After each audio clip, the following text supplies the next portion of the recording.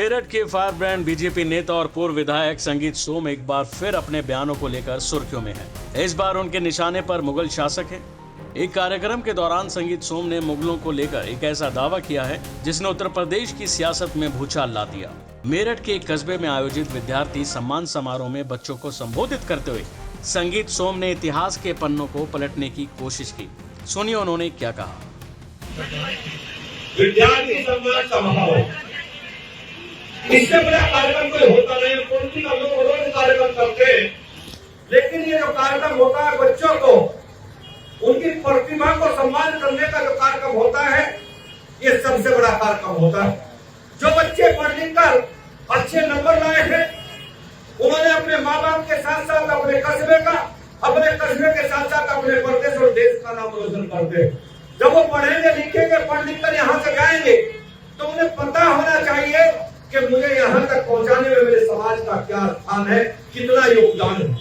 बच्चों को सोचना चाहिए, हमेशा समझना चाहिए कि हमारे माँ बाप हमें पढ़ाने के लिए, लिखाने के लिए मजदूरी करके, दिन रात मेहनत करके हमें पढ़ा लिखा कर कामयाब करने की कोशिश करते हैं। तो हम सब बच्चों की, आप सब बच्चों की जिम्मेदारी बनती है कि हम माँ बाप की कभी भावनाओं को ठेस पहुँचाने का काम न करें। हम संस्कारवान लोग हैं और ये कम से कम जिस समाज में मैं बैठा हूँ, जहाँ जिस समाज के अधिकतर लोग मेरे वाल्मीकि समाज के लोग हैं, ये वे लोग हैं कि जो देश में, दुनिया में अपने काम के जरिए, अपने नाम के जरिए हिंदुत्व की पहचान पूरी देश और दुनिया में बनाते हैं।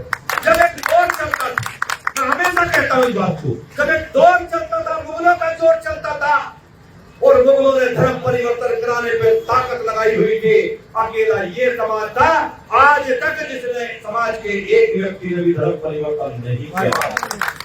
वाल्मीकि समाज के लोगों ने कहा, वाल्मीकि समाज के लोग जिंदगी भर से मेला ढोने का काम नहीं करते थे, लेकिन मुगलों ने कहा या तो धर्म परिवर्तन करिए, नहीं तो आपके सिर में मेला ढोने का काम किया जाएगा।